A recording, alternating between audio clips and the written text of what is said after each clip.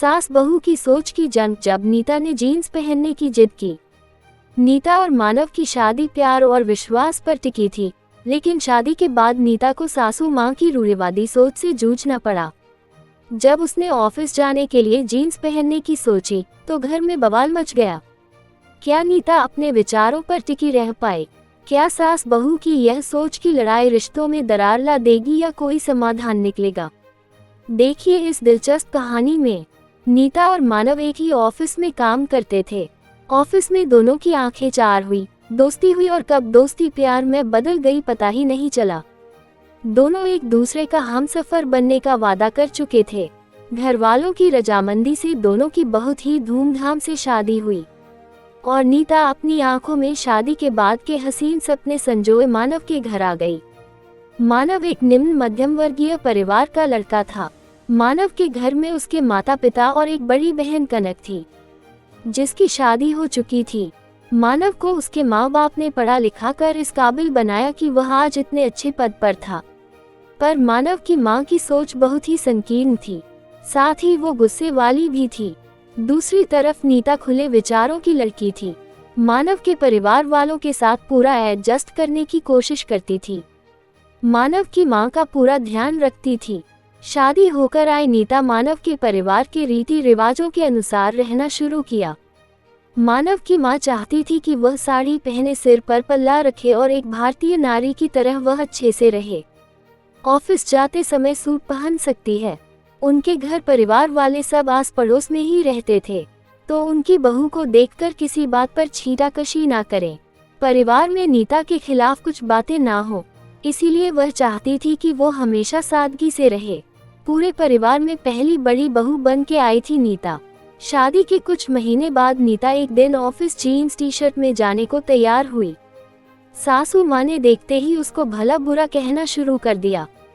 उन्होंने बोला कि लोग देखेंगे तो क्या करेंगे, तुम इस घर की बहू है, बहू की तरह रहो। साड़ी पहनो, सूट पहनो, उसमें मनाही नहीं है, पर जीन्स ही कोई अच्छा लगता है, लड़कों की तरह तैयार होकर ऑफिस जाओगी। एक ही स्वर में सासू माँ ने इतना सुना दिया। नीता को बहुत ही बुरा लगा। उसने हिम्मत करके बोला, पर माँ आजकल तो सभी पहनते हैं। पहनते होंगे, पर हमारे घर की बहुएं नहीं पहनती, कहकर नीता की सास ने बात काट दी। नीता दुखी मन से वापस कपड़े बदल सूट पहन के ऑफिस गई। उस दिन नीता की समझदारी से सास बहू की जोरदार अनबन होते होते बची। नीता अपने ऑफिस में अच्छी पोस्ट पर थी। वहां पर विदेश के लोग भी आते थे और अधिकतर लोग वेस्टर्न ड्रेसेस ही पहनते थे, तो नीता को भी यही इच्छा होती थी कि वह भी वेस्टर्न पहने।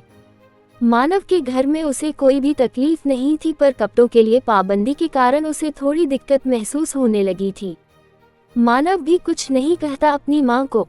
नीता को लगता है कि वेस्टर्न कपड़े पहनने में सुविधाजनक भी है और जल्दी से मैं ऑफिस के लिए तैयार भी हो जाती हूँ, तो कभी कभी वेस्टर्न भी पहन लिया करो।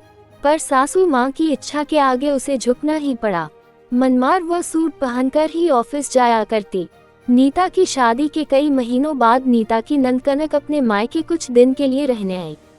वह अपने मायके पहली बार जीन्स टॉप पहन की ही आई थी। सासू माँ अपनी बेटी को देख बहुत ही खुश होकर बोली, कनक तेरे तो 2 इतने बड़े बड़े बच्चे हो गए, फिर भी तुम बिल्कुल लड़की जैसी ही लग रही है। बहुत ही फिट, मेंटेन, कोई कह नहीं सकता कि इतने बड़े बच्चों की माँ हो तुम। बहुत ही अच्छा लग रहा है तेरे ऊपर बेटा ये ड्रेस। सासू माँ ने खुशी खुशी कहा। नीता भी खड़े हो सासू माँ की बातें सुन रही थी और उसे बुरा लग ही रहा था, पर उसने कुछ कहा नहीं। 2-3 दिन ऑफिस जाते समय रोज सूट पहन कर जाते देख कनक ने नीता से पूछा, भाभी आप जीन्स टॉप क्यों नहीं पहनती हो? ऑफिस में कितना आराम रहता है उससे। हाँ दीदी, पर क्या भाभी वही पहना करो। अब जाकर मैंने पहनना शुरू किया, देखा बहुत ही आराम मिलता है। देखो मैं आपके लिए लाई भी हूँ, कनक ने मुस्कुराकर कहा। पर दीदी, मम्मी जी तो मना करती हैं। तभी कनक मम्मी से पूछा, क्यों मम्मी, आप भाभी को क्यों मना करती हो? जब मैं पहनी थी, आपको अच्छा लग रहा है तो भाभी के पहनने में क्या बुराई है? पर बेटा बहू पहनेगी तो परिवार के लोग क्या कहेंगे? हमारे घर की बहू कहाँ पहनती है जीन्स टॉप? सासू माँ ने चिंता करते हुए कहा, मम्मी परिवार की पहली बहू जॉब वाली आई है, अब जमाना बदल गया है।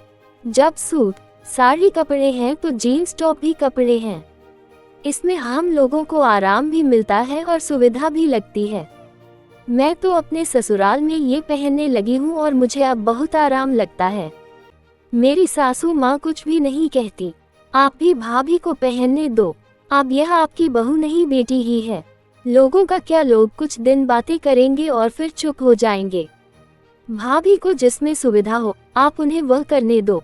माँ ने कनक की बातें सुन दबे मन से कनक की बातों में हामी भरी।